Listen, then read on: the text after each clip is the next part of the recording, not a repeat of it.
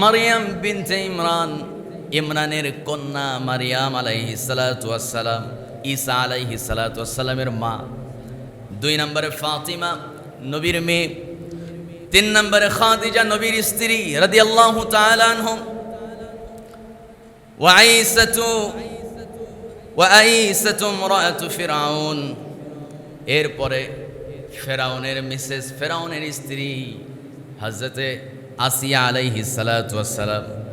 আমার বন্ধুগণ, 4 জনের মধ্য থেকে আমরা লাস্ট যার নাম এসেছে তার জীবন নিয়ে আলোচনা করব।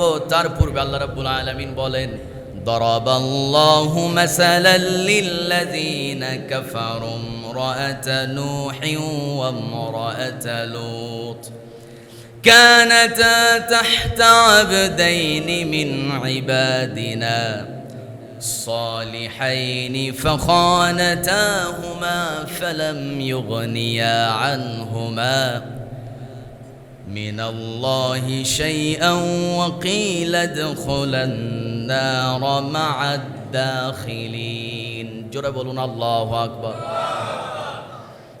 আল্লাহ রাব্বুল আলামিন বলেন, কাফেরদের ব্যাপারে হে নবী আপনি বলুন, নূহ আলাইহিস সালামের স্ত্রী এবং লূত আলাইহিস সালাতু ওয়াস সালামের স্ত্রীর উদাহরণ আপনি কাফেরদের সামনে উপস্থাপন করেন। যারা বিশ্বাস করে না, যারা আল্লাহর আইন মানতে চায় না, আল্লাহর বিধানের তোয়াক্কা করে না, সেই সমস্ত লোকদেরকে নবী হে আপনি বলে দেন, তাদের সামনে আপনি 2 মহিলার দৃষ্টান্ত আপনি উপস্থাপন করেন। সেই 2 মহিলাকে, একজন হলো নূহ আলাইহিস সালামের স্ত্রী, আরেকজন হলো লূত আলাইহিস সালাতু ওয়াস সালামের স্ত্রী। 2জনই নবীর স্ত্রী, কিন্তু আল্লাহ রাব্বুল আলামিন তাদের পরিণাম কি রেখেছেন শেষের অংশে আল্লাহ বলেন, ওয়াকিলা দুখুলান নার মা'আদ দাখিলিন। জোরে বলি আল্লাহু আকবার। তাদের পরিণাম হলো আল্লাহ তাআলা তাদেরকে বলেই দিয়েছেন, তোমরা প্রবেশ করো সেই আগুনে, যে আগুনটা কাফেরদের জন্য নির্ধারিত। ওয়াকিলা দুখুলান নার, তোমরা তাদের সাথে প্রবেশ করো সেই আগুনে, যে আগুনটা তোমাদের জন্য নির্ধারণ করা হয়েছে। মূল কথা হলো, নবীর স্ত্রী হয়েও কোনো পার পাওয়া যাবে না যদি আপনি অপরাধ করে ফেলেন, আল্লাহর হুকুম যদি অবজ্ঞা করে ফেলেন। নবীর স্ত্রী হয়েও কি কোনো ছাড় আছে নাকি? বলেন, আসতে বলবেন না, কোনো ছাড় আছে? নবীর বাপ মা হয়েও কোনো লাভ নাই। ইব্রাহিম আলাইহিস সালামের বাপ মা নবীর মা বাবা, কিন্তু তারপরেও তাদের কোনো পরিত্রাণ নাই। আবার নূহ আলাইহিস সালামের ছেলে কেনান, কোনো ছাড় নাই, কারণ সে তো কাফের, কাফেরদের পদাঙ্ক অনুসরণ করেছে। আমার বন্ধুগণ, ফাইনাল কথা হচ্ছে, আমাদেরকে আল্লাহর হুকুমের আনুগত্য করতে হবে, নবীর ইতাআত করতে হবে, নবীকে অনুসরণ করতে হবে। এজন্য আল্লাহ রাব্বুল আলামিন বলছেন, বান্দা শুনে নাও, কানাতা তাহতা আবদাইনি মিন ইবাদিনা সালিহাইনি ফাখানাতাহুমা ফালাম ইউগনিয়া আনহুমা মিনাল্লাহি শাইআন ওয়া কিলা দুখুলান নার মা'আদ দাখিলিন। নবীর স্ত্রী কিন্তু পার পেয়ে যায় নাই। আমার বন্ধুগণ, এমনটা মনে করবেন না লূত আলাইহিস সালামের স্ত্রী কাফের হয়ে গেছে তার মানে সে মনে হয় ব্যভিচার করতো। আস্তাগফিরুল্লাহ। নূহ আলাইহিস সালামের স্ত্রী কোনোদিন ব্যভিচার করে নাই, যদিও সেই সময় নারীরা নারীদের প্রতি আসক্ত ছিল, পুরুষরা পুরুষের প্রতি আসক্ত ছিল। পুরুষরা নারীদেরকে চাইতো না, নারীরা পুরুষদেরকেও চাইতো না। এমন কঠিন অন্ধকার একটা জাহিলিয়াতের যুগে আল্লাহ রাব্বুল আলামিন লূত নবীকে সেই যুগে সেই এলাকার পয়গম্বর হিসেবে পাঠিয়েছেন। লূত আলাইহিস সালামের স্ত্রী, যদিও নবীর স্ত্রী কোনোদিন ব্যভিচার করেন নাই, নবীদের স্ত্রীরা কোনোদিন খারাপ কাজ করতে পারে না, চরিত্র তাদের কোনোদিন খারাপ হতে পারে না। নবীর স্ত্রীর চরিত্র কখনো খারাপ হতে পারে, কারণ তারা নবীর স্ত্রী। কিন্তু কথা হলো, তারা ওই সমস্ত কাজ করেন নাই আল্লাহর হুকুমের অবাধ্য হন নাই, কিন্তু তাদের সিম্পল একটা সমস্যা কি ছিল? যারা আল্লাহর হুকুমের অবাধ্য হয়েছিল, যারা ব্যভিচার করত, যারা বলৎকার করত, যারা পরস্পরের সমকামিতায় আকৃষ্ট ছিল, সেই সমস্ত মানুষদেরকে লূত আলাইহিস সালামের স্ত্রী তাদেরকে শেল্টার দিত, সাহায্য করত। যারা আল্লাহর বিরুদ্ধে অবস্থান নিয়েছে, ইসলামের বিরুদ্ধে কাফিরদেরকে সাহায্য সহযোগিতা করেছে, এই জন্য লূত আলাইহিস সালামের স্ত্রীকে আল্লাহ ক্ষমা করেন নাই। আর নূহ নবী, নূহ আলাইহিস সালামের স্ত্রীর অপরাধ কি ছিল? আমার বন্ধুগণ, নূহ আলাইহিস সালাম 1000 বছর দাওয়াত দিয়েছেন, মাত্র 80 জন মানুষ কালিমা পড়ে ইসলাম গ্রহণ করেছে। এত ধৈর্যশীল একজন পয়গম্বর, সেই নূহ নবী, তার স্ত্রী এবং তার ছেলে কেনান তো স্পষ্ট কাফের, কিন্তু নূহ নবীর স্ত্রী স্পষ্ট কাফের ছিল না, তিনি মুসলিম ছিলেন। কিন্তু তার অপরাধ ছিল, যারা মূর্তি পূজা করে, ইট পাথরের মূর্তি তৈরি করে, যারা আল্লাহকে বাদ দিয়ে ওই মূর্তির উপাসনা করে, ওই মূর্তির উপাসনাকারী ব্যক্তিদেরকে নূহ নবীর বিরুদ্ধে তাদেরকে সাহায্য করত আড়ালে থেকে। যার কারণে আল্লাহ রাব্বুল আলামিন নূহ আলাইহিস সালামের স্ত্রীকেও ছাড় দেন নাই। তার মানে বোঝা গেল, কেবলমাত্র মাফ পাইতে গেলে আল্লাহর হুকুম মানতে হবে। আল্লাহর হুকুম না মানলে, আল্লাহর হুকুমের আনুগত্য না করলে, নবীকে অনুসরণ না করে, আমার বন্ধুগণ, যদি শুধুমাত্র কাফেরদেরকে সাহায্য সহযোগিতা করতেও থাকেন, জীবনে কোনো দিন মাপ পাবেন এমন আশা করার কোনো সুযোগ নাই। আমার বন্ধুগণ, বিবি আসিয়া আলাইহিস সালাতু ওয়াস সালামের জীবনী বিরাট লম্বা কথা, সংক্ষেপে কয়েকটা বিষয় শুধু সামনে টেনে আনবো। আমার বন্ধুগণ, আসিয়া আলাইহিস সালাতু ওয়াস সালাম তিনি এমন একজন নারী, নবীজি বলেন আয়েশা, নবীজি একদিন খাদিজাকে বলছেন, খাদিজা তুমি তো অসুস্থ হয়ে গেছো, মনে হয় বেশি দিন বাঁচবে না, কিন্তু শুনে নাও, জান্নাতে যখন তুমি যাবে তখন তোমার সতীনের সঙ্গে তোমার দেখা হবে। খাদিজা রাদিয়াল্লাহু তাআলা আনহা তিনি অত্যন্ত সন্তুষ্ট হলেন এবং আশ্চর্যও হলেন যে আমার সতীন আবার কে, জান্নাতে আগেই চলে গেল, আমি তো প্রথম স্ত্রী আপনার। নবীজি বলছেন, আমার জান্নাতে এক নারী, এক রমণীর সঙ্গে আল্লাহ বিয়ে দিবেন, আর পুরা পৃথিবীর সমস্ত উম্মতরা সেই বিয়ের মেহমান হবে। জোরে বলি সুবহানাল্লাহ। যারা জান্নাতি হবে, নবীজি সাল্লাল্লাহু আলাইহি সাল্লাম, সেই জান্নাতে কার সঙ্গে নবীর বিয়ে হবে? ফেরাউনের স্ত্রী বিবি আসিয়ার সঙ্গে আল্লাহ নবীকে জান্নাতে বিয়ে পড়ায় দিবেন। বলি সুবহানাল্লাহ। সম্মানিত ভাইয়েরা, আল্লাহ যেন আমাদের ওই বিয়ে খাওয়ার তৌফিক দান করেন। একটু জোরে কোন আমিন। সম্মানিত বন্ধুগণ, তাহলে নারী জাতি এমন একটা জাতি, পুরুষরা শাসন করে হলো দেশ এবং সাম্রাজ্য, আর নারীরা শাসন করে পুরুষের হৃদয় রাজ্য। সুবহানাল্লাহ বলবেন না? সুতরাং নারীদের অবদান অবশ্যই পৃথিবীতে আছে না নাই বলেন? অবশ্যই আছে। নারীদের অবদান অস্বীকার করার কোনো সুযোগ নাই। বিবি আসিয়া আলাইহিস সালাতু ওয়াস সালাম তাদের মধ্যে একজন অন্যতম। আসিয়া আলাইহিস সালাম তিনি জন্মগ্রহণ করেছেন মিশর, প্রাচীন মিশরের একটা সম্ভ্রান্ত পরিবারে তিনি জন্মগ্রহণ করেছেন। তার পিতার নাম ছিল মুজাহিম। পিতার নাম কি ছিল? মুজাহিম, মুজাহিদ না, মুজাহিম। মুজাহিম নামক একজন ভদ্র, একজন আদর্শিক এক ব্যক্তির পরিবারে তিনি জন্মগ্রহণ করেছেন। সম্মানিত ভাইয়েরা, বিবি আসিয়া আলাইহিস সালাতু ওয়াস সালামকে আল্লাহ তাআলা এত সৌন্দর্য দান করেছেন। হাদিস শরীফে এসেছে যে হাওয়া আলাইহিস সালাতু ওয়াস সালাম এবং বিবি আসিয়াকে আল্লাহ তাআলা ব্যতিক্রম সৌন্দর্য দান করেছিলেন। বলি সুবহানাল্লাহ। সেই বিবি আসিয়া দেখতে অত্যন্ত সুন্দর, চেহারা যেমন সুন্দরী এবং আখলাক এবং চরিত্র ছিল আকাশচুম্বী। বিবি আসিয়া আলাইহিস সালাতু ওয়াস সালাম শিক্ষা দীক্ষা জ্ঞান বুদ্ধির দিক দিয়ে কমতি ছিল না তার। সম্মানিত ভাইয়েরা, কিন্তু কথা হলো, জন্ম নেওয়ার পর বিবি আসিয়া আলাইহিস সালাম এই সম্ভ্রান্ত ফ্যামিলিতে জন্ম নেওয়ার পর তার মা এবং বাবা খুব দুশ্চিন্তাগ্রস্ত ছিলেন। কারণ হলো, বিবি আসিয়া সে তো কন্যা, একটা কন্যা সন্তানের মা বাবা হয়েছে, নানান টেনশন। কি টেনশন? তারা ছিল বনি ইসরায়েলের মানে নাগরিক ছিল, বনি ইসরায়েল গোত্রে তারা জন্মগ্রহণ করেছে। অন্যদিকে আরেকটা জাতি ছিল, যে জাতির নাম হলো কিপ্তি একটা জাতি ছিল, যেটা ফেরাউনের জাতি। সেই কিপ্তি সম্প্রদায় তারা ছিল অত্যন্ত শৃঙ্খল এবং দুনিয়াতে তারা উদ্ধতপূর্ণ আচরণ করত। আসিয়া আলাইহিস সালাতু ওয়াস সালামের মা বাবা তারা সবসময় দুশ্চিন্তায় মগ্ন থাকতেন যে না, আমরা মেয়ে সন্তানের মা বাবা, না জানি কোন দিন আমার মেয়েকে তারা গুম করে নিয়ে গিয়ে গণধর্ষণ করে দুনিয়া থেকে শেষ করে ফেলে। এই দুশ্চিন্তায় তাদের ঘুম হতো না। বাইরে ব্যবসার জন্য বিবি আসিয়া সাল্লামের বাবা জুলহাম দূরের দেশে আর বিজনেসের জন্য, বাণিজ্যের জন্য যাইতে পারতেন না, মেয়ের জন্য, মেয়ের নিরাপত্তার জন্য।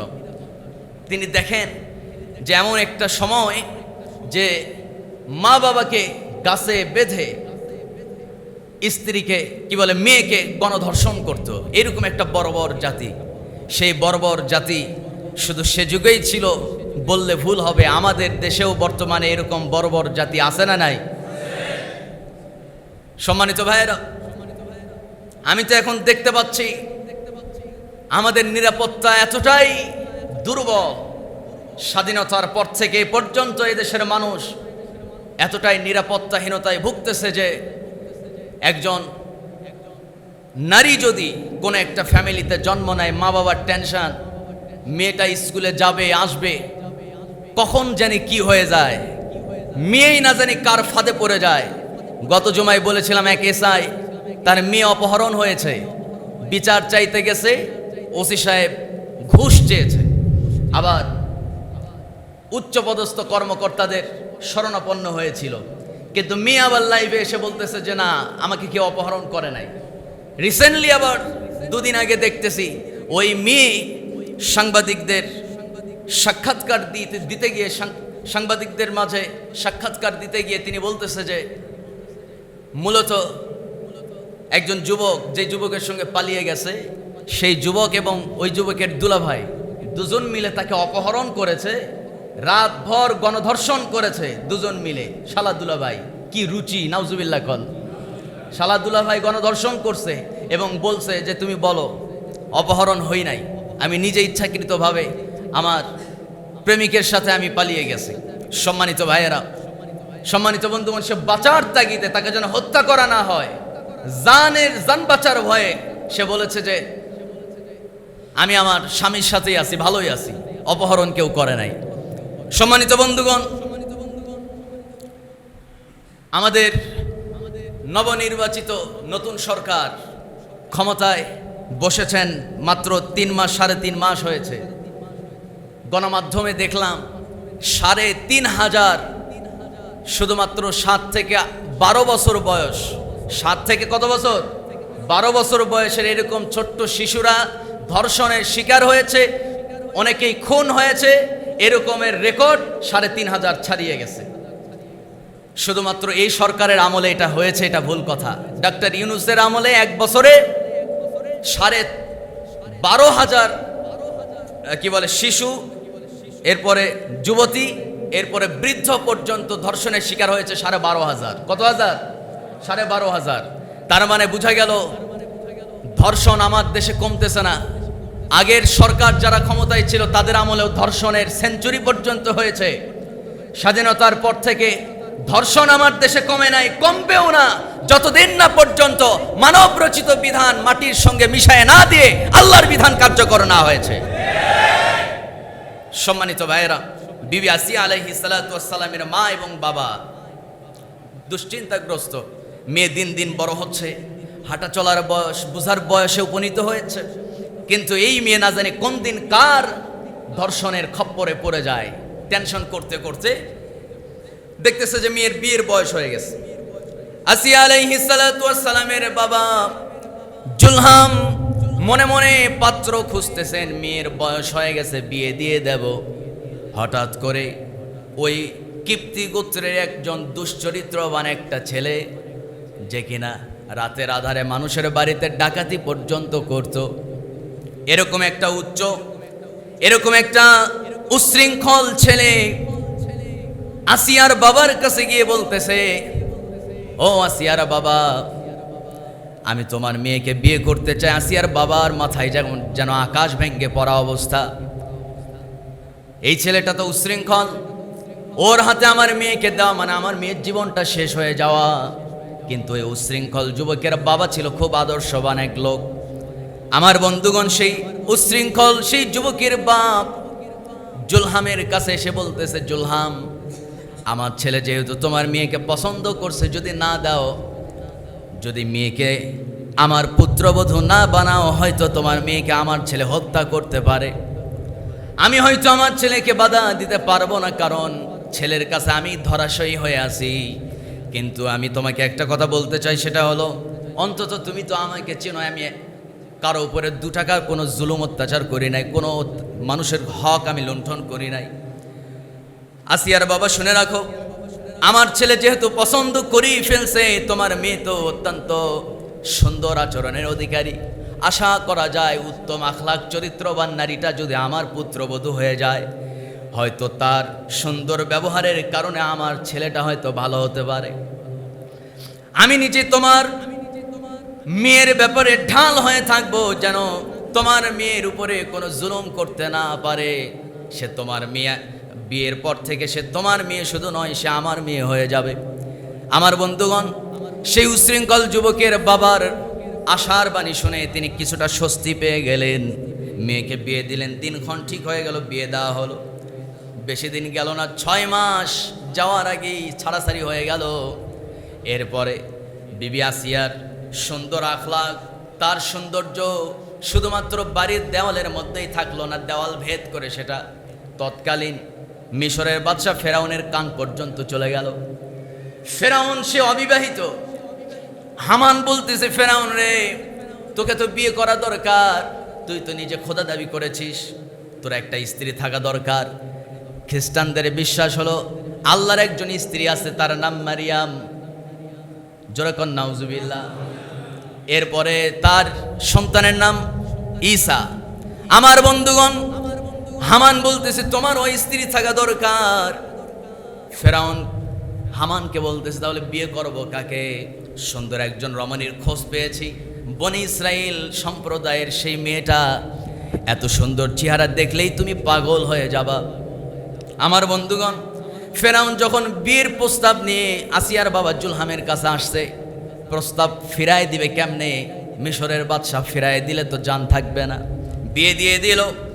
আমার বন্ধুগণ, রাজপ্রাসাদের বিলাসবহুল জীবন আসিয়ার জীবনকে একেবারে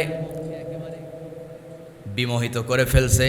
বিবি আসিয়া আলাইহিস সালাম দীর্ঘদিন সংসার করলেন, কিন্তু মনের ভিতরে খুব যন্ত্রণা। কারণ হলো ওই ফেরাউন নিজেকে খোদা দাবি করেছিল। আসিয়াকে বারবার বলে, তুমি এত ভাগ্যবতী একজন নারী যে কিনা খোদার স্ত্রী। জোরে কন্যা নাউজুবিল্লাহ। আমার বন্ধুগণ, এর ভিতরে আল্লাহ রাব্বুল আলামিন হযরতে আসিয়া আলাইহিস সালামের ঘরে একজন সুন্দর একটা যুবককে পাঠায় দিলেন। যেই যুবকের নাম তো আর যেন তেন নাম নয়, তিনি হলেন পয়গম্বর মুসা আলাইহিস সালাম। আল্লাহু আকবার বলবেন না? মুসা আলাইহিস সালাম তিনি তো ডাইরেক্ট আল্লাহর সঙ্গে কথা বলতেন। ফেরাউনের সঙ্গে খুব আনন্দের সাথে তার দিনগুলো পার হয়ে যাচ্ছিল। এমন সময় ফেরাউন হঠাৎ করে ঘুম থেকে ওঠা মাত্র দেখতে পেতেছে জ্যোতিষী, তার সাম্রাজ্যের প্রধান যিনি জ্যোতিষী, ফেরাউনের দিকে দৌড়ে দৌড়ে আসতেছে। কি ব্যাপার? জ্যোতিষী বলতেছে, ভয়ঙ্কর একটা খবর তোমাকে দেওয়ার জন্য আসছে। কি ভয়ঙ্কর খবর? অচিরেই তোমার সাম্রাজ্য ধ্বংস হয়ে যাবে, তোমার রাজত্ব ধূলিসাৎ হয়ে যাবে। বনি ইসরায়েল একটা সন্তান খুব শীঘ্রই সে জন্মগ্রহণ করতে যাচ্ছে। সেই যুবকের সেই সন্তানের জন্ম যদি তুমি ঠেকাতে না পারো, তাহলে নিশ্চিত জেনে রাখো ফেরাউন, তোমার সাম্রাজ্য সব কিছু শেষ হয়ে যাবে। ফেরাউনের মাথায় যেন আকাশ ভেঙে পড়া অবস্থা। ফেরাউন ঘোষণা দিয়ে ফেলল, বনি ইসরায়েলে যত পরিবার আছে এই পরিবারগুলোতে খোঁজ লাগাও, কার পরিবারে কার স্ত্রীর গর্ভে সন্তান আছে, কার সন্তান জন্মগ্রহণ করতেছে, ছেলে হলে মেরে ফেলবা, মেয়ে হলে বেঁচে রাখবা। কয়েক লক্ষাধিক পুত্র সন্তানকে হত্যা করা হলো, কিন্তু আল্লাহ রাব্বুল আলামিন যাকে বাঁচাবেন তাকে মারার কেউ আছে নাকি বলেন? আসতে বলবেন না, একটু জোরে বলুন, তাকে মারার কি কোনো শক্তি আছে নাকি?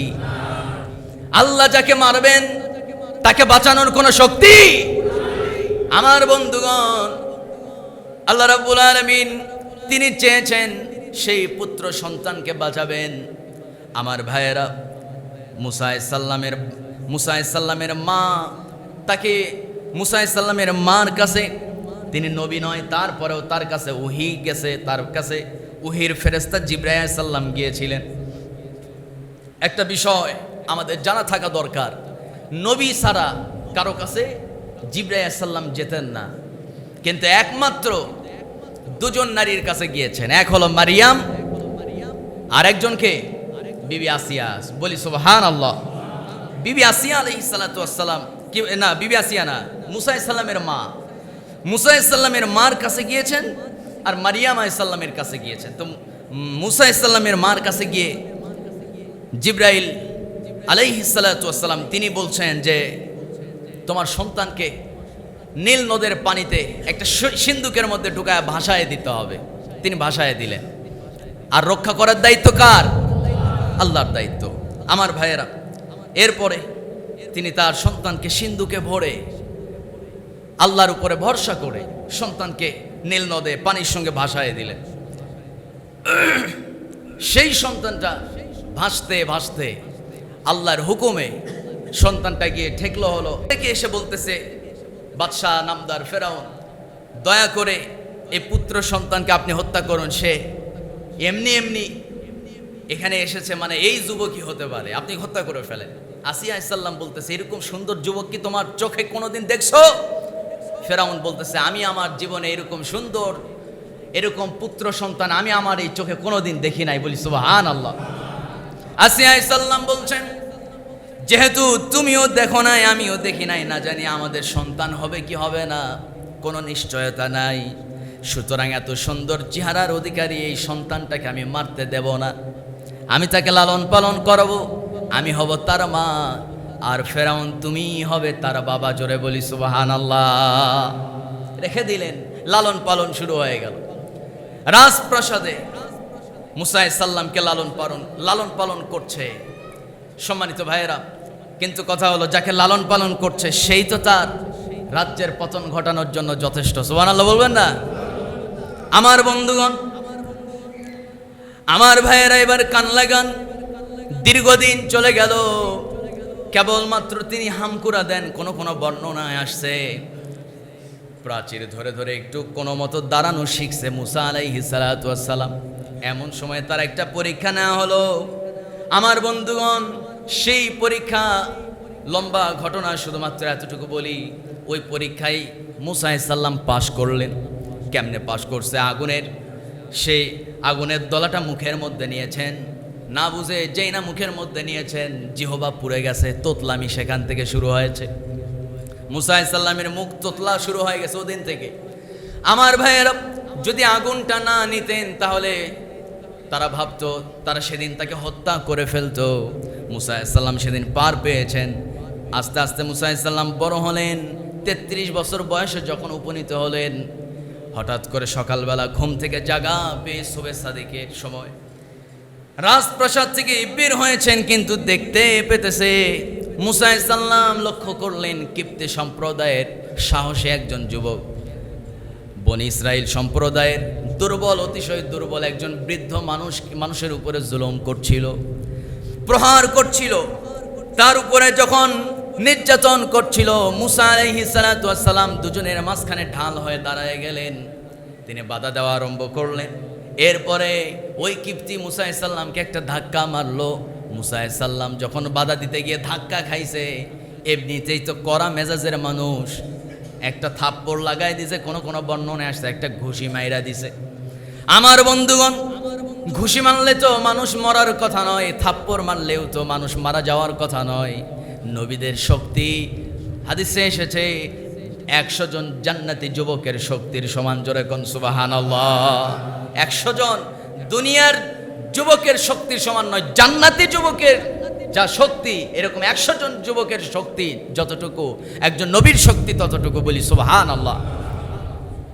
সম্মানিত ভাইয়েরা, তিনি থাপ্পড় লাগায় দিছে, অনিচ্ছাকৃত, হত্যার জন্য না, মারা গেছে কিপ্তি। মুসা ইসলাম ভীত সন্ত্রস্ত হয়ে পড়লেন। চারদিকে সরগোল শুরু হলো, মুসা আমাদের কিপ্তি সম্প্রদায়ের যুবককে হত্যা করছে। মুসা ইসলাম ভীত সন্ত্রস্ত হয়ে পড়লেন। সেখান থেকে তিনি মাদিয়ানের উদ্দেশ্যে রওনা করলেন। মিশর থেকে মাদিয়ানে চলে গেলেন। মাদিয়ানে যাওয়ার পর পাতাহীন একটা বৃক্ষের নিচে তিনি বসে আল্লাহর কাছে দোয়া করছেন, রব্বি ইন্নী লিমা আনজালতা ইলাইয়া মিন খায়রিন ফাকির। জোরে বলি আল্লাহু আকবার। আল্লাহকে বলছেন, আয় রব, এই পাতাহীন মৃত বৃক্ষের নিচে বসে আমি তোমার কাছে আরজি জানাই, আমি তোমার কাছে প্রার্থনা করি, রব্বি ইন্নী লিমা আনজালতা ইলাইয়া মিন খায়রিন ফাকির। আয় রব, আপনি যেই দয়া এবং অনুগ্রহ আমার উপরে নাজিল করবেন, আপনার দয়া এবং অনুগ্রহ পাওয়ার আশায়, আপনার দয়া এবং অনুগ্রহের ভিখারি হয়ে আমি এই বৃক্ষের নিচে বসে আছি। সুবহানাল্লাহ। তিনি আল্লাহকে বলেন নাই যে আল্লাহ আমাকে একটা ঘর দাও, একটা বাড়ি দাও থাকা, আমাকে একটা পরিবার দাও, আমাকে সম্পদশালী বানায় দাও। কোনো কিছুই আল্লাহর কাছে চান নাই, শুধু আল্লাহকে বলছে, আল্লাহ আমি তোমার দয়ার ভিখারি, অনুগ্রহের ভিখারি, আমি তোমার দয়ার ভিখারি হয়ে এই পাতাহীন মৃত বৃক্ষের নিচে আমি বসে আছি। জোরে কোন সুবহানাল্লাহ। এত ট্যালেন্ট আল্লাহ তাকে দান করেছেন, এত মেধা তার ভিতরে ছিল যে তিনি আল্লাহর কাছে তেমন কিছু চায় না। আল্লাহকে বলছে, আল্লাহ তুমি যা দয়া আমার উপরে নাজিল করবা, সেই দয়ার ভিখারি হয়ে বসে আছি। এখন কি দয়া আল্লাহ তাকে দিতে পারে? শুধুমাত্র আল্লাহর কাছে এমন ভাবে চেয়েছে, আল্লাহ তাআলা এমন দেওয়া দিলেন, নবীর জামাই বানায় দিছে। সুবহানাল্লাহ। আর একটু আস্তে কোন নবী? ওয়া ইলা মাদিয়ানা আখাহুম শুআইবা ক্বালা ইয়া কওমি ইবুদুল্লাহা মা লাকুম মিন ইলাহিন গায়রুহু। জোরে বলি আল্লাহু আকবার। মাদিয়ান রাষ্ট্রের জন্য আল্লাহ রাব্বুল আলামিন শুআয়ব আলাইহিস সালাম কি নবী হিসেবে পাঠিয়েছিলেন। সেই শুআয়ব নবীর 2টা কন্যা সন্তান। আমার বন্ধুগণ, যখন তিনি বৃক্ষের নিচে বসে আছে, হঠাৎ করে লক্ষ্য করলেন মরুভূমির অদূরে একটা বিরাট বড় একটা কুয়া। ওই কুয়াটা ঢাকনা লাগানো, কিন্তু কথা হলো ওই কুয়ার চারপাশে রাখালরা ভিড় করতেছিল। আরও কিছু রাখাল যখন সে জায়গায় জমা হয়ে গেল, সেই রাখালগুলো সব দল বলে এক জায়গায় হয়ে 30 থেকে 40 জন রাখাল একসঙ্গে কুয়ার মুখে বড় একটা পাথর ছিল, সেই পাথরটা সরায় ফেললো। এরপরে তাদের প্রাণী, তাদের পশুগুলোকে পানি পান করাতে আরম্ভ করলো। আমার বন্ধুগণ, হঠাৎ করে মুসা আলাইহিস সালাম ডান দিকে ঘাড় ঘোরাতেই তিনি লক্ষ্য করলেন 2 জন মাত্র মেয়ে, আপাতমস্তক বস্ত্রাচ্ছাদিত, ঢাকা। সেই 2টা মেয়ে সন্তান, 2টা মেয়ে, 2টা কন্যা, 2 নারী, তারা সুন্দরভাবে তাদের পশুগুলোকে আগলায় রাখতেছে। পাল থেকে যেটা বিচ্ছিন্ন হয়ে যায় সেটা ধরে আয় না, আবার পালের ভিতরে ঢুকায় ফেলে। মুসা আলাইহিস সালাম দুদিকেই লক্ষ্য করছেন। এক পর্যায়ে তিনি দেখতে পেলেন ওই গুহার মুখে আবার পাথরটা, ওই পাথর নামক ঢাকনাটা, পাথর দিয়ে ঢাকনা দিয়ে দেওয়া হলো। এরপরে সেই রাখালগুলো সেখান থেকে তাদের পশুগুলো নিয়ে সেখান থেকে তারা চলে গেল। আমার ভাইয়েরা, এবার ওই 2টা মেয়ে আপাতমস্তক ঢাকা, কালো বস্ত্রাচ্ছাদিত, কালো চাদর দিয়া তাদের শরীরটা ঢাকা। সেই মেয়ে 2টা করলো কি, তাদের পশুর পাল নিয়ে ওই গুহার কাছে চলে গেছে। গুহার কাছে যাওয়ার পর পাথর তো সরাতেই পারে না। যে জায়গায় 30 থেকে 40 জন যুবক পাথর সরাইছে, ওই জায়গায় 2 জন সরাতে পারবে নাকি? আমার বন্ধুগণ, মেয়ে 2টা ওই গুহার আশপাশে উচ্ছিষ্ট যেগুলো পানি ছিল, সেই পানিগুলো পশুর পাল লাগাই দিছে। পশুগুলো, সেই প্রাণীগুলো, মেষ, দুম্বা, আমার বন্ধুগণ, সেই বকরিগুলো সেই পানিগুলো খাওয়া শুরু করলো, উচ্ছিষ্ট পানি। মুসা আলাইহিস সালাম চিন্তা করলেন, বুঝতে পেরেছি এই নারী 2টা আসলে অসহায় হতে পারে। কাছে গেছে, মেয়ে দুইটাকে বলতেছে, ও আল্লাহর দুজন বান্দি, তোমাদের কাছে আমার একটা প্রশ্ন। কি প্রশ্ন বলো?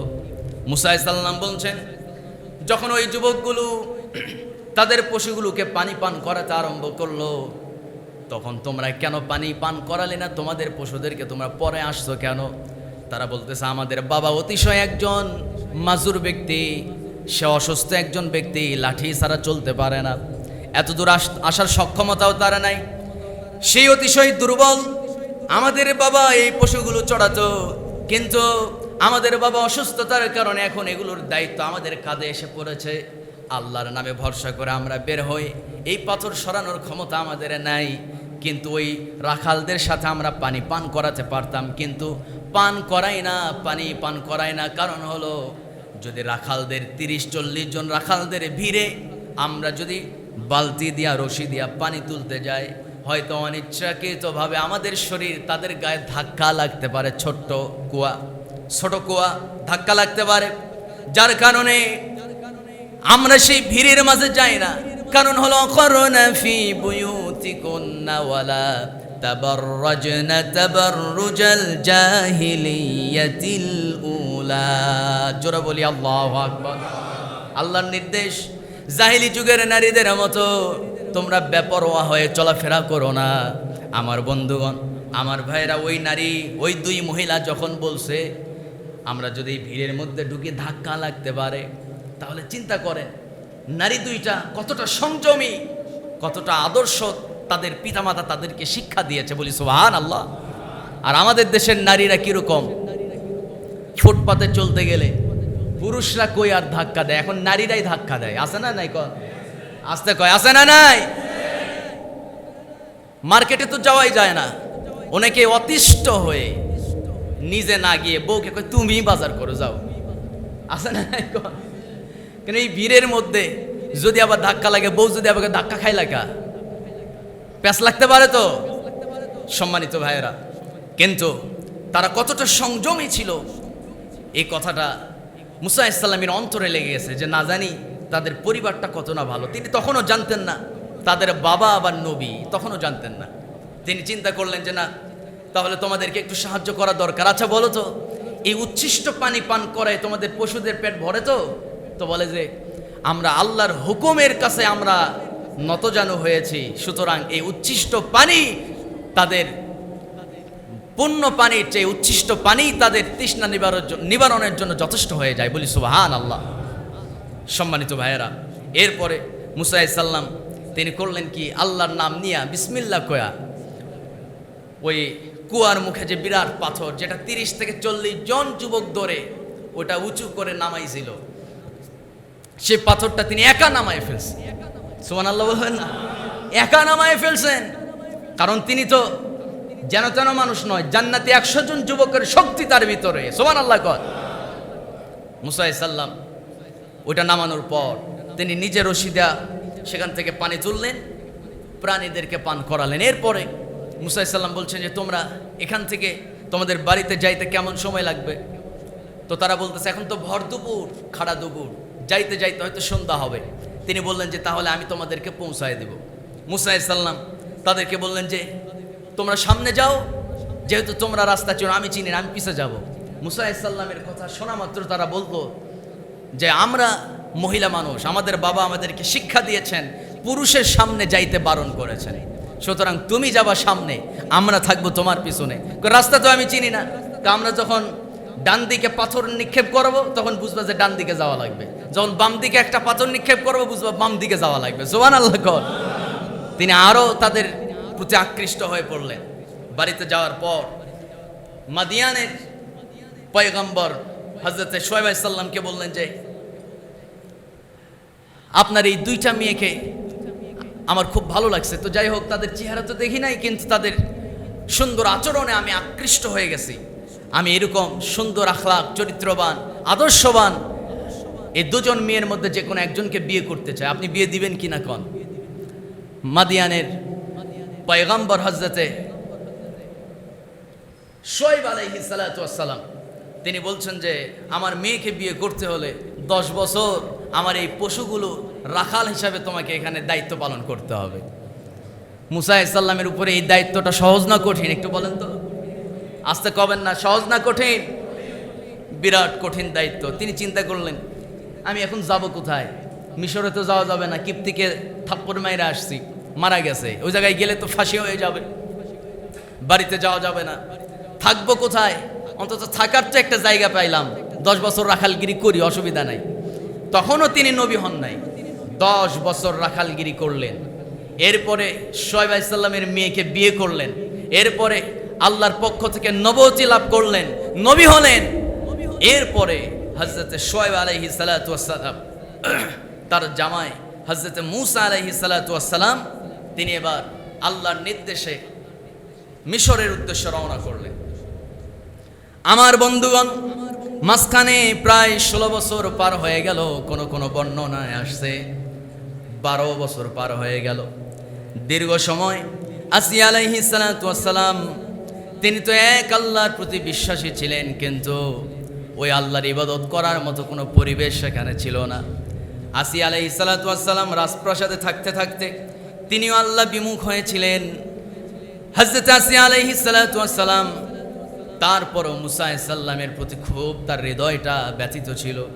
দিনের পর দিন, মাসের পর মাস, বছরের পর বছর চলে গেছে, তিনি মূসা আলাইহিস সালামের ফেরার অপেক্ষায় বসে রইলেন। এর মধ্যে তিনি কয়েকটা সন্তানের জননী হলেন। হযরত আসিয়া আলাইহিস সালাতু ওয়াস সালাম মনে মনে চিন্তাই করলেন, মনে হয় আর আমার কলিজার টুকরা আমার মূসা হয়তো আর ফিরবে না। আমার বন্ধুগণ, ফেরাউনের রাজপ্রাসাদের লোকজনও ভেবেছিল মূসা মনে হয় আর ফিরবে না, কিন্তু আল্লাহ রাব্বুল আলামিন মূসা আলাইহিস সালামকে পাঠিয়ে দিলেন। আল্লাহ রাব্বুল আলামিন হযরত মূসা আলাইহিস সালাতু ওয়াস সালামকে নির্দেশ দিলেন, ও মূসা শোনো, ফাকুলা লাহু কওলাল লাইয়িনান লাআল্লাহু ইয়াতাযাক্কারু আও ইয়াখশা ক্বালা রাব্বানা ইন্নানা নাখাফু আন ইয়াফরুতা আলাইনা আও আন ইয়াতগা ক্বালা লা তাখাফা ইন্নানি মাআকুমা আসমাউ ওয়া আরা। জোরে বলুন আল্লাহু আকবার। আল্লাহ রাব্বুল আলামিন মূসা আলাইহিস সালামকে বললেন, মূসা রে, ফাকুলা লাহু কওলাল লাইয়িনান লাআল্লাহু ইয়াতাযাক্কারু আও ইয়াখশা। ফেরাউন খুব উদ্যত হয়ে গেছে, সে মানুষের উপরে খুব পাশবিক নির্যাতনের স্টিম রোলার চালু করেছে। ফেরাউনের হাত থেকে তোমার সম্প্রদায়কে বাঁচাতে হবে মূসা, তুমি আর দেরি না করে ফেরাউনের রাজপ্রাসাদে চলে যাও। কোনো চিন্তা ভাবনা না করে, ভীত সন্ত্রস্ত না হয়ে ফেরাউনের সামনে গিয়ে তুমি এক আল্লাহর দাওয়াত দিবা, আল্লাহর পক্ষ থেকে তার কাছে কিছু কথা পৌঁছায় দিবা। মূসা আলাইহিস সালাম বলছেন, আয় রব, আমি তো আশঙ্কা করছি, আমার মনে তো খুব ভীতি সঞ্চার হচ্ছে, না জানি যাওয়ার পর সে মনে হয় আমার উপরে উত্তেজিত হয়ে যাবে, মেরে ফেলতে পারে।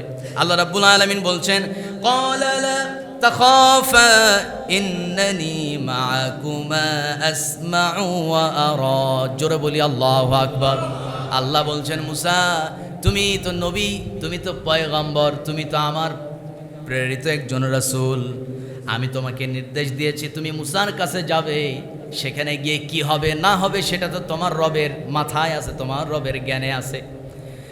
তোমার রব যদি তোমাকে বাঁচাতে চান, ফেরাউনের ক্ষমতা নাই তোমার একটা পশমের ক্ষতি করতে পারে। আমার বন্ধুগণ, মূসা আলাইহিস সালাম এবার একটু সাহস পেয়ে গেলেন। এরপরে তিনি আল্লাহকে বললেন, সবাই বলেন, ক্বালা রাব্বিশরাহ লি সাদরি ওয়া ইয়াসসির লি আমরি ওয়াহলুল উকদাতাম মিন লিসানি ইয়াফকাহু কওলি ওয়াজআল লি ওয়াজিরাম মিন আহলি হারুন আখি উশদুদ বিহি আজরি ওয়া আশরিকহু ফি আমরি। জোরে বলি আল্লাহু আকবার। আরেকটু জোরে বলি না আল্লাহু আকবার। আমার ভাইয়েরা একটু কান লাগান। এই যে একটু আগে আয়াতটা তেলাওয়াত করলাম, এই দোয়া বা এই আয়াতের সঙ্গে আমরা সবাই পরিচিত। ছোটবেলায় যখন মক্তবে যেতাম হুজুর আমাদেরকে শিখাইছে, ঠিক কিনা? আমার বন্ধুগণ, কিন্তু এর অর্থটা কি? এই দোয়া দুনিয়ার কোনো মানুষ তো শিখায় নাই, কোনো হুজুরেরও দোয়া নয়। এই দোয়া স্বয়ং মুসা আলাইহিস সালাম আল্লাহর কাছে নিবেদন করেছেন। আল্লাহকে বলেছেন কি, রব্বি শরহ লি সাদরি ওয়া ইয়াসসির লি আমরি ওয়াহলুল উকদাতাম মিন লিসানি ইয়াফকাহু কওলি। আল্লাহু আকবার। মুসা আলাইহিস সালাম আল্লাহর কাছে দোয়া করছেন, আয় রব, রব্বি শরহ লি, আয় আল্লাহ তাআলা আপনি আমার বক্ষ উন্মোচন করে দেন, আপনি আমার বক্ষটা এত বড় করে দেন যেন আমি আপনার কথাগুলো ধারণ করতে পারি। জোরে বলি সুবহানাল্লাহ। এই জন্য আমরাও আল্লাহকে বলি, আল্লাহ আমাদের বক্ষ আপনি উন্মোচন করে দেন যেন কোরআনটা আমরা ধারণ করতে পারি। কোরআন পড়ার পূর্বে এই দোয়া পড়ি। আল্লাহ রাব্বুল আলামিন তার কাছে মুসা আলাইহিস সালাম পরের অংশে কি বলছেন, ওয়াসসির লি আমরি, আয় আল্লাহ তাআলা আপনি আমার কাজকে সহজ করে দেন। আল্লাহ নির্দেশ দিয়েছে মুসার কাছে যাওয়ার, অবশ্যই তো আল্লাহর দায়িত্ব তার কাজকে সহজ করে দেওয়া। নবী হিসাবে তারপরেও তিনি আল্লাহর কাছে আবার দোয়া করছেন, আয় রব ওয়াসসির লি আমরি, আপনি আমার কাজকে সহজ করে দেন। সুবহানাল্লাহ। এজন্য আমরাও কোনো কিছু করতে গেলে আমরাও আল্লাহর কাছে বলবো, রব্বি শরহ লি সাদরি ওয়া ইয়াসসির লি আমরি, আয় রব আপনি আমাদের কাজকে সহজ করেন, বক্ষকে আমাদের উন্মোচন করেন, বক্ষকে হৃদয়কে আপনি বড় করে দেন। এরপরে আল্লাহ কি বলেছেন, ওয়াহলুল উকদাতাম মিন লিসানি ইয়াফকাহু কওলি। জোরে বলি আল্লাহু আকবার।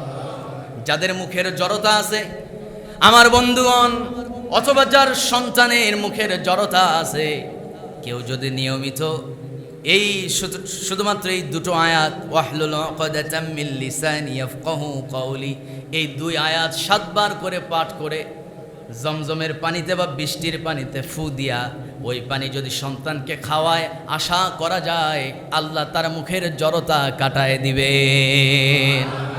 আমার বন্ধুগণ, তাহলে অর্থটা কি? আল্লাহ বলছেন ওয়াহলুল উকদাতাম মিন লিসানি। মুসা আলাইহিস সালামের ওই যে মুখের জড়তা আছে, মুখের মধ্যে আগুনের দলা নিয়েছিলেন, এজন্য স্পষ্ট তিনি কথা বলতে পারতেন না, তার কথা মানুষ সহজে বুঝতে পারতো না। তার কথা শোনার জন্য 2-3 বার করে তাকে ওই একই কথা বলতে হতো। এজন্য মুসা আলাইহিস সালাম আল্লাহকে বলছেন, ওয়াহলুল উকদাতাম মিন লিসানি, আয় রব আপনি আমার জবানকে, আপনি আমার মুখের জড়তা দূর করে দেন। আর কি করবেন? ইয়াফকাহু কওলি, যাতে করে আমার কথা মানুষ সহজে বুঝতে পারে।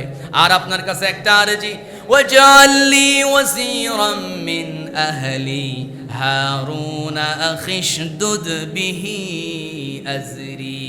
জোরে বলি আল্লাহু আকবার। আয় রব, দয়া করে আপনি আমার পরিবারের কোন একজন সদস্য হতে পারে, আমার ভাই হারুন আখি, আমার ভাই হারুন, অথবা আমার পরিবারে আমার কোনো ভাইকে ওয়াশদুদ বিহি আজরি ওয়াশরিকহু ফি আমরি, নবুয়ত দান করেন, তাকেও নবী বানায় দেন, যেন আমার কথা সে সহজে বুঝে, আর তার মাধ্যমে যেন আমি দ্বীনের সঠিক দাওয়াত মানুষের মাঝে পৌঁছাতে পারি। সুবহানাল্লাহ। আমার বন্ধুগণ, দুজন রওনা করলেন ফেরাউনের দরবারে। আমার ভাইয়ের এর মধ্যে যখন তিনি ফেরাউনের দরবারে চলে আসলেন, ফাতিয়াহু ফাকুলা ইন্না রাসূলা রাব্বিকা ফারসিল মা'ানা বানি ইসরাঈল ওয়া লা তু'আযিবহুম ক্বাদ জি'নাকা বিআয়াতিন মির রাব্বিক ওয়াসসালামু আলা মান ইত্তাবা'আল হুদা। জোরে বলি আল্লাহু আকবার। আল্লাহ রাব্বুল আলামিন বলছেন, ফেরাউনের কাছে মুসা চলে গেল, এরপরে ফেরাউনের কাছে কি বলতে হবে তাও আমি শিখাই দিলাম। মুসা ফেরাউনকে গিয়ে বলো, বনি ইসরাইলের উপরে অত্যাচার করা যাবে না। 2 নম্বরে, শুধু বনি ইসরাইল কেন, কোনো মানুষের উপরে জুলুম করতে পারবে না, কারণ সবাই আমরা কার গোলাম? আসতে বলবেন না, কার গোলাম? তোমরা ক্ষমতায় আসো বিদায় আমাদেরকে তোমরা জুলুম করবে এই সুযোগ নাই। ও ফেরাউন, শুনে রাখো, আমরা বনি ইসরাইল জাতি আমাদের উপরে কোনো প্রকার নিপীড়ন করতে পারবা না, জুলুম করতে পারবা না। ফারসিলহু মা'ানা বনি ইসরাইল, বনি ইসরাইলের প্রতি কোনো প্রকার তোমরা তাদের অধিকার তোমরা লুণ্ঠন করতে পারবে না। এরপরে তাদেরকে অধিকার থেকে বঞ্চিত রাখতে পারবে না। শুধু তাই নয়, قد جئناك بآية من ربك, আমার রবের পক্ষ থেকে একটা দাওয়াত আনছি। কি দাওয়াত? আমার রব তো এমন একজন মহাপরাক্রমশালী, তিনি গোটা পৃথিবীকে সৃষ্টি করেছেন, তিনি ছাড়া দ্বিতীয় আর কোনো রব নাই। সুতরাং সেই রবকে যদি তোমরা মানতে পারো, ওয়াসসালামু আলা মানিত্তাবাআল হুদা, একটু চিৎকার মেরে বলা যাবে নাকি আল্লাহু আকবার? ও ফেরাউন, যদি তুমি আমার রবের প্রতি ঈমান আনতে পারো, তাহলে জেনে রাখো আল্লাহ রাব্বুল আলামিন তোমার জীবনটা শান্তিতে পূর্ণতা দান করবেন। শুধু তাই নয়, তোমার জাতিকে আল্লাহ তাআলা শান্তির পথ খুঁজে বের করে দিবেন। আল্লাহ রাব্বুল আলামিনের পক্ষ থেকে এই দাওয়াত মুসা আলাইহিস সালাম যখন দেওয়া আরম্ভ করলেন, ফেরাউনের মেজাজ গরম। ফেরাউন বলতেছে, মুসা, তুমি কি এতই বোকা হয়ে গেছো নাকি? তুমি কি জানো না মিশরের তো খোদা কেবলমাত্র একজন, তিনি হচ্ছেন প্রিন্সেস, তিনি হচ্ছেন ফেরাউন। আমি ফেরাউন, আমি তো একমাত্র খোদা। তোমার রব আবার কবে থেকে খোদা হলো? তোমার বাবার কবে থেকে রব হলো? নতুন রব তুমি আবার কোথায় পেয়েছো? তুমি তো আমার বাড়িতে লালিত পালিত হয়েছো, আমার বাড়িতে বড় হয়েছো, আমি তো তোমাকে লালন পালন করেছি। কয়েকদিন তুমি 10 থেকে 12 বছর তুমি বাইরে ছিলে, এর ভিতর থেকে তুমি কোথায় থেকে আবার রব একটা খুঁজে পাইছো? নাউজুবিল্লাহ কবেন না? আমার বন্ধুগণ, এরপরে হযরত মুসা আলাইহিস সালাতু ওয়াস সালাম বলছেন, আমার রব তো এমন একজন রব, তাকে খুঁজে পাওয়ার কোনো দরকার নাই।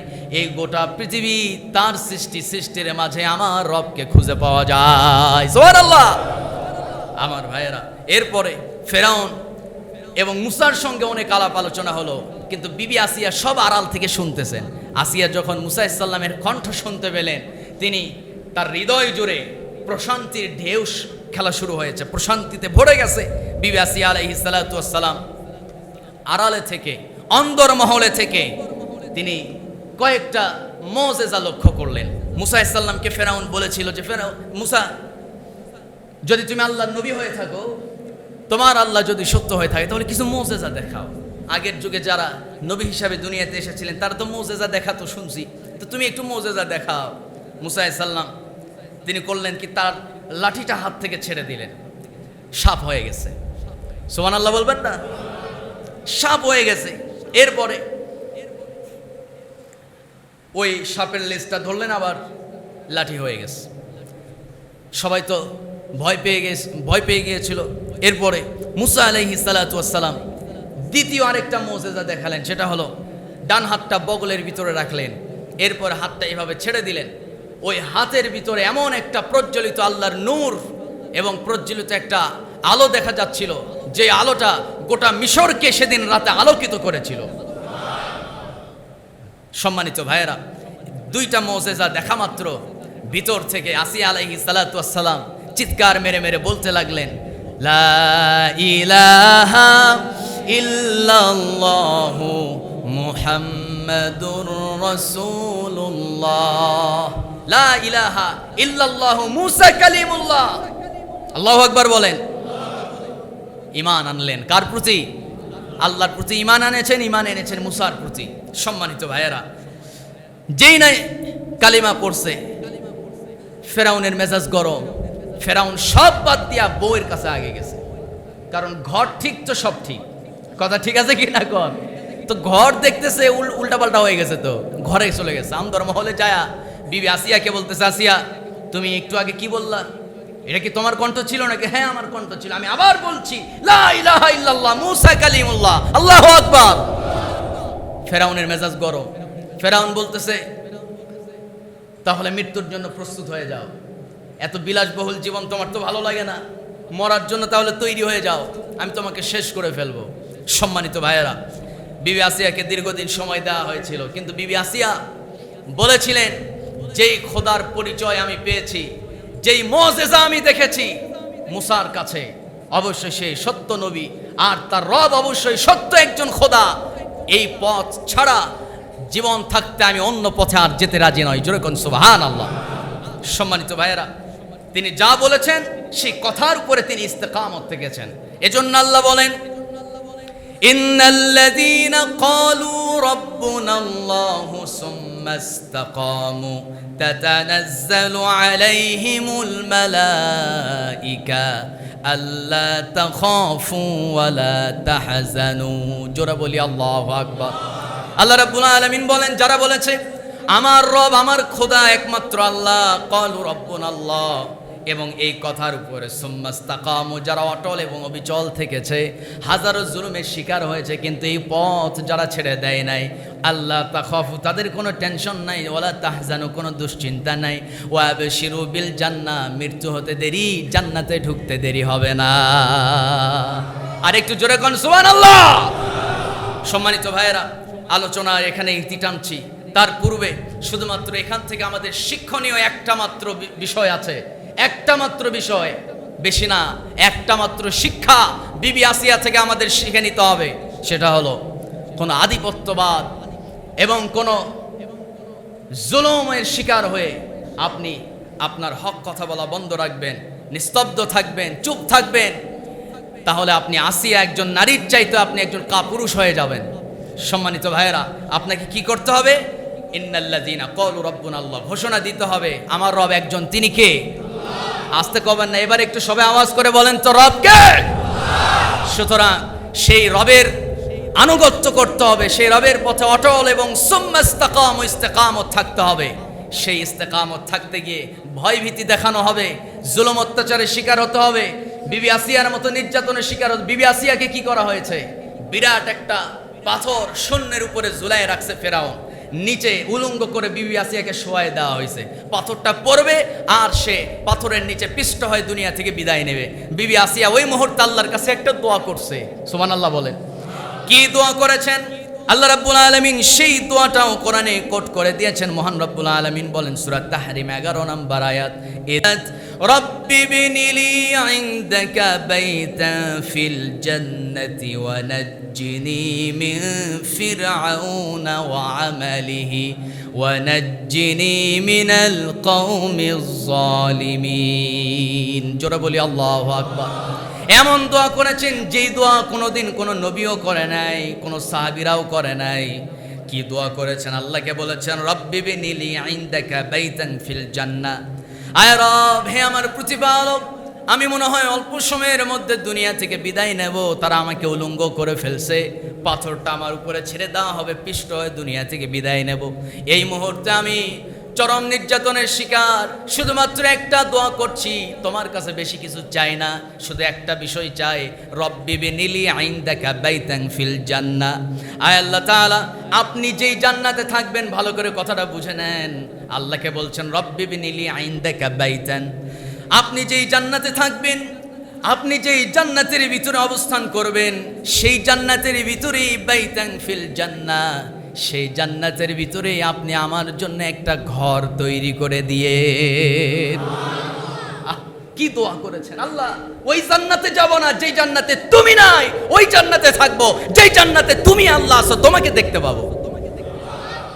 তোমার প্রতি ঈমান এনে আমি আজকে নির্যাতনের শিকার, আর তোমার জান্নাতে আমি যাব, তোমাকে দেখতে পাবো না, ওই জান্নাতে যাব না, ওই জান্নাত চাই যেই জান্নাতে তোমাকে দেখতে পাবো। সুবহানাল্লাহ কোন? সম্মানিত ভাইয়েরা, এরপরে বলেছেন মিন ফিরাউন, ফিরাউনের জুলুম থেকে আমাকে বাঁচান, ওয়ানাজ্জিনি মিনাল কওমিজ জালিমিন, আমার মৃত্যু সহজ করে দেন, জালেমের হাত থেকে বাঁচায় দেন। পাথর আসিয়ার উপরে পড়ার আগেই আসিয়া আলাইহিস সালাতু ওয়াস সালাম মুস্কি মুস্কি হাসে। ফিরাউন বলে হাসো কেন? ফিরাউন, আমি যা আমার চোখে দেখি তুমি তো তোমার চোখে দেখতে পাও না, তুমি তোমার চোখে কি দেখতে পাও? আসিয়া আলাইহিস সালাম বলছেন আমি একটু আগে আল্লাহর কাছে দোয়া করছি, আল্লাহ ওই জান্নাত চাই যে জান্নাতে তুমি থাকবে, ওই জান্নাতে আমাকে একটা ঘর দিও। ফেরেশতারা আমাকে সেই জান্নাত দেখায় দিয়েছে, ওই জান্নাতে ফেরেশতারা দেখায় দিচ্ছে এটা আসিয়া তোমার ঘর। আর একটু জোরে বলি সুবহানাল্লাহ।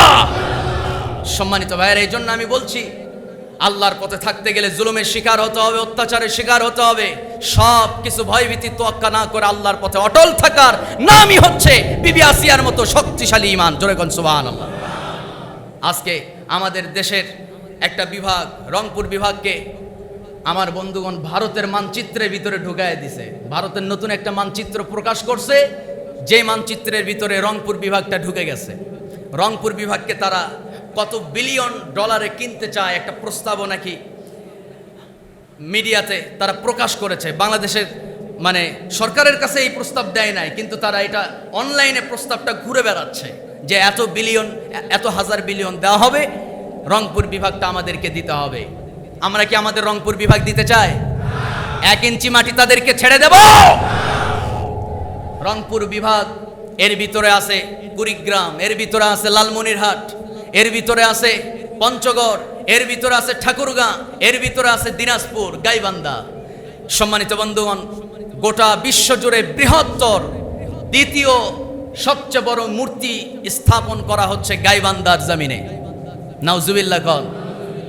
আমার বন্ধুগণ, যদি ভারতের বুকে তাদের জুলুমের শিকার একটা বাবরি মসজিদ যদি নতুন করে নির্মাণ করতে গিয়ে এত বাধা দেয়, তারা তো এখানে এত বড় মূর্তি বানাচ্ছে, আমরা তো কোনোদিন বাধা দেই নাই, বানাক। কিন্তু কথা হলো, তারা এই মূর্তি বানানোর পিছনে 40 কোটি টাকা খরচ করতেছে, এত বড় মূর্তি। তারা তাদের উদ্দেশ্যই হলো একটা সাম্প্রদায়িক একটা দাঙ্গা সৃষ্টি করা, যে দাঙ্গাকে ইস্যু করে তারা একটা যুদ্ধক্ষেত্র বানায় রংপুরকে দখল করে ফেলবে। এবং পুশিনের নামে আমার দেশে প্রায় কয়েক হাজার মোটামুটি মানুষকে বাংলাদেশে তারা ঢুকায় দিয়েছে।